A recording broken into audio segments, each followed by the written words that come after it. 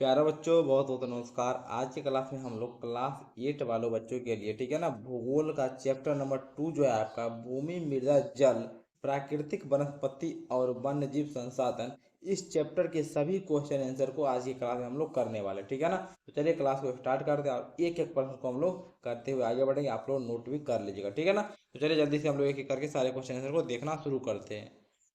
तो बच्चा देखिए यहाँ पे आप लोग का पहला क्वेश्चन क्या कह रहा है, निम्नलिखित प्रश्नों के उत्तर दीजिए। तो सबसे फर्स्ट क्वेश्चन है, मृदा निर्माण के लिए उत्तरदायी दो मुख्य जलवायु कारण, ठीक है ना, कौन से है। तो जो मृदा निर्माण के लिए दो जलवायु कारक है उसको लिखना है। तो ठीक है, चलिए इसका उत्तर आप लोग कैसे लिखिएगा उसको हम लोग देख लेते हैं।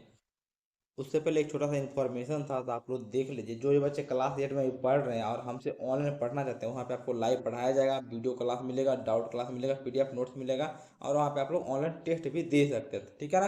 तो हमारा टॉपर बैच चलता है क्लास 8 वाले बच्चों को, मात्र 599 यानी कि 599 रुपये में आपको एक साल पढ़ाया जाएगा। वो भी सारा सब्जेक्ट जितना भी आपका बुक जाता है सभी आपको पढ़ाया जाएगा पूरा अच्छे तरीका से, ठीक है ना, डिजिटल बोर्ड पे। तो आप लोग क्या कर सकते हैं, मेरा एप्लीकेशन देखिए यहाँ पे नाम लिखा हुआ, प्ले स्टोर से जाके डाउनलोड कर सकते हैं। अगर कोई समस्या आ रही है तो आप लोग इस नंबर पे कॉल भी कर सकते हैं। नंबर लिख लीजिए 62 069 57 681। तो आप लोग इस नंबर पे कॉल या मैसेज करके हमसे कोई भी समस्या होगी उसको आप लोग पूछ सकते हैं, बैच लेने में कोई भी समस्या होगी तो, ठीक है ना।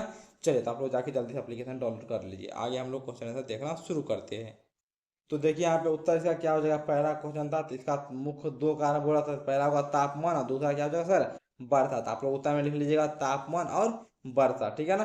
चलिए अगला क्वेश्चन क्या है, भूमि निम्नीकरण के कोई दो कारण लिखिए। तो कौन कौन सा कारण होगा सर, वो भी बता दीजिए। लिखिएगा पहला आप लोग क्या लिखिएगा, वनों की कटाई, और दूसरा खनन एवं औद्योगिक गतिविधियां। तो ये दो कारण हो गए, ये फर्स्ट हो गया, ये आपका सेकेंड हो गया, ठीक है ना। इस दोनों को आप लोग उत्तर में लिख लीजिएगा, ठीक है।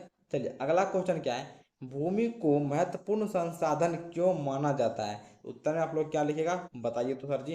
देखिए बाबा लोग आप लोग लिखिएगा, क्योंकि भूमि पर कृषि, आवास, उद्योग, परिवहन तथा अन्य सभी आर्थिक गतिविधियां होती हैं, इसलिए भूमि एक महत्वपूर्ण प्राकृतिक संसाधन है। बच्चा लोग आप लोग लिख लीजिएगा ना, वो जल्दी से बता दीजिए, ठीक है। चलिए अगला देखिए।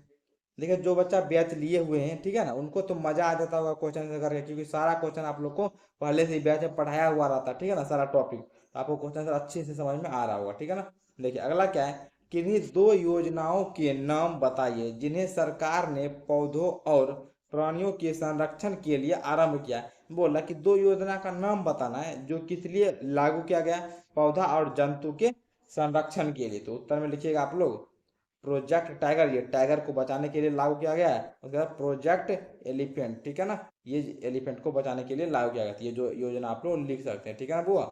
चल अगला क्या है, अगला क्वेश्चन आप लोग देख लीजिए यहाँ पे क्या कर रहा है। कह रहा है जल संरक्षण के तीन तरीके बताइए। अब बोल रहा जल को बचाने का, ठीक है ना, जल को संरक्षित करने का तीन कौन कौन से तरीके हो सकते हैं। आप लोग उत्तर में लिखिएगा, वर्षा जल का संचयन, मतलब वर्षा जल को हम लोग क्या करेंगे, इकट्ठा करेंगे। अगला तालाब एवं बांधों का निर्माण हम लोग करेंगे, ठीक है। अगला तीसरा में लिखिएगा जल का विवेकपूर्ण उपयोग, हम जल को अपने जरूरत के अनुसार ही उपयोग करेंगे, बर्बाद नहीं करेंगे। तो ये तीनों फर्स्ट होगा, ये आपका सेकंड होगा, ये आपका थर्ड हो गया। तो इस तीनों का आप लोग नोट कर लीजिएगा ना। चलिए हम लोग अगले क्वेश्चन की ओर बढ़ते हैं।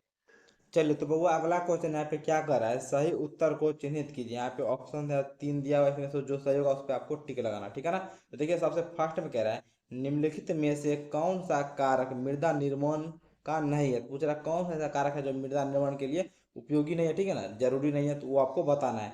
आप लोग यहाँ पे उत्तर में क्या लिख सकते हैं बच्चा, जल्दी से बता दीजिए, ठीक है ना। तो यहाँ पे आपका हो जाएगा मृदा का गठन, ठीक है ना, ये ऑप्शन नंबर ख जो आपका ये सही हो जाएगा। अगला क्वेश्चन यहाँ पे आप लोग का क्या कर रहा है, निम्नलिखित में से कौन सी विधि तीव्र ढालों पर मृदा अपरदन को रोकने के लिए सर्वाधिक उपयुक्त है।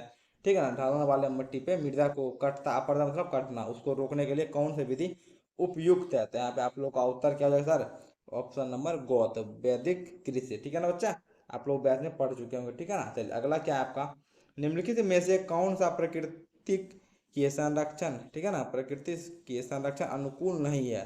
तो यहाँ पे कौन सा अनुकूल नहीं है, तो यहाँ पे देख लीजिए ऑप्शन नंबर यहाँ पे कौन सा हो जाएगा सर, गौ नंबर, खरीदारी के बाद पॉली पैक को नट कर देना, तो ये उसके अनुकूल नहीं है। ऑप्शन नंबर गौ मान लीजिएगा आप लोग, ठीक है ना। चलिए आगे आप लोग का यहाँ पे क्या करा है देख लीजिए उसको भी। अगला क्वेश्चन आप लोग का है, निम्नलिखित का मिलान कीजिए, आपको सही जोड़ा बनाना है। देखिए आप लोग जोड़ा किस तरह से बनाइएगा, एक बार हम दिखा देते हैं आप लोग को बना के, ठीक है ना बच्चा।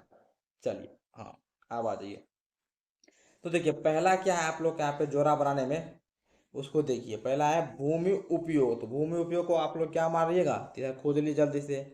हाँ, ये भूमि की उत्पादनकारी उपयोग, ठीक है ना, ये मार लीजिएगा। ठीक है, तो इसका मार लीजिए 3 नंबर, ठीक है ना। अब है ह्यूमस, तो ह्यूमस क्या हो जाएगा, तो मिट्टी के ऊपर वाला भाग में कहाँ है, ऊपरी मिट्टी, हाँ, तो ये हो जाएगा आपका 4 नंबर। अब है चट्टान और बांध, ठीक है ना, चट्टान बांध ये किस में हो जाएगा सर, तो इसको मिला दीजिए सर, या मृदा अपरदन को रोकना, ठीक है ना, बंद बना के उसको हम रोक सकते हैं। अब जैव मंडल है, तो जैव मंडल क्या हो जाएगा, ये आसानी से मिल ही रहा है, स्थल मंडल, ठीक है ना, इससे मिला लीजिएगा। ठीक है, आप लोग जल्दी से एक बार देख लीजिए सारे बच्चे, ठीक है ना, जल्दी से आप लोग देख के मिला लीजिए। चलिए तो हम लोग आगे आप बढ़ जाते हैं, यहाँ तक आप लोग नोट कर लिए होंगे। अब आगे देखिए यहाँ पे क्या कर रहा है, 4 नंबर क्वेश्चन आप लोग के सामने है। निम्नलिखित कथनों में से सत्य अथवा असत्य बताइए, कौन सही है कौन गलत है आपको बताना है। यदि सत्य है तो उसके कारण भी लिखिए, अगर कथन जो दिया गया ये सही है तो इसका कारण भी आपको बताना है। तो पहला कथन क्या है सर, उसको आप लोग बता दीजिए। तो देखिए पहला है, भारत का गंगा ब्रह्मपुत्र का मैदान अत्यधिक आबाद प्रदेश है, तो ये बिल्कुल सही बात है सर, ठीक है ना बच्चा। तो इसका कारण आप लोग क्या लिखेगा, चलिए उसको हम लोग देख लेते हैं। तो वो देख लीजिए आप लोग यहाँ पे, ये सत्य कथन है, ठीक है ना, तो पहला कथन सत्य है, इसका कारण क्या लिखेगा वो देख लीजिए। कारण में आप लोग को लिखना है, यहाँ उपजाऊ मिट्टी, पर्याप्त जल तथा समतल भूमि उपलब्ध है, ठीक है ना। इसलिए क्या है सर, यहाँ पे जो अत्यधिक आबाद प्रदेश इसलिए है, ठीक है ना, क्योंकि यहाँ पे जो भूमि है उपजाऊ है, जल भी उपलब्ध है पर्याप्त मात्रा में, भूमि जो है समतल है, खेती करने योग्य है। अगला क्या है सर, भारत में प्रति व्यक्ति जल की उपलब्धता कम हो रही है, बिल्कुल सही बात है, ठीक है ना, आपके बुक में दिया गया है। कारण क्या हो जाएगा, जनसंख्या वृद्धि तथा जल के अत्यधिक उपयोग के कारण, जनसंख्या में काफी तेजी से वृद्धि हो रही है और जल का उपयोग भी बढ़ रहा है, तो जल की कमी होगी ही, ठीक है ना, ये इसका कारण हो जाएगा। अगला देख लिए 3 में क्या कर रहा है, तटीय क्षेत्रों में पवन गति रोकने के लिए वृक्ष कतार में लगाए जाते हैं, जिससे बीज की फसल उगाना, कहते हैं जिससे बीज की फसल उगाना, बिल्कुल गलत है, तो ये असत्य है।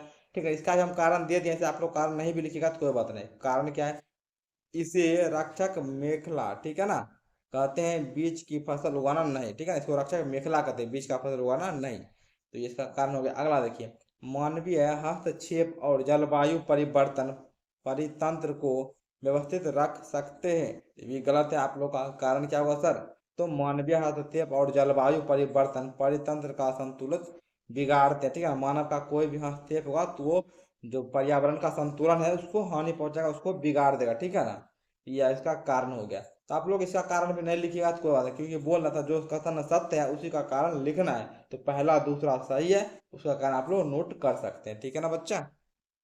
हाँ तो बउआ लोग आप लोग देख लीजिए, आप लोग का पूरा क्वेश्चन आंसर यहाँ पे कंप्लीट हो गया, ठीक है ना। इस अध्याय में यहीं तक आप लोग का प्रश्न उत्तर था, यहाँ तक हम लोग सारा क्वेश्चन करवा दिया। अगर अभी कोई डाउट है तो आप हमसे कमेंट बॉक्स में पूछ सकते हैं, ठीक है ना बुआ। चलिए, बाकी हाँ बच्चा जाते जाते एक बार फिर से बता दें, जो भी बच्चे 8 हैं और पूरे साल भर सारा सब्जेक्ट हमसे पढ़ना चाहते हैं, मात्र आपको एक बार पेमेंट करना है 599। आप लोग को लाइव वीडियो को, live class video class, doubt class, PDF note, online test लिया जाएगा, बेहतरीन तरीके से पढ़ाया जाएगा, क्लास में काफ़ी मजा आता है, ठीक है ना। और भी बच्चे हैं तो उनको भी क्लास में पढ़ के काफ़ी मजा आता है, आप लोग भी जुड़ सकते हैं। नंबर भी दिया गया, कुछ भी पूछना हो डाउट हो तो आप इस नंबर पर कॉल या मैसेज कर सकते हैं। मिलते हैं अगले क्लास, तब तक के लिए बहुत बहुत धन्यवाद। आप लोग जाइए अच्छे से पढ़ाई करते रहिए।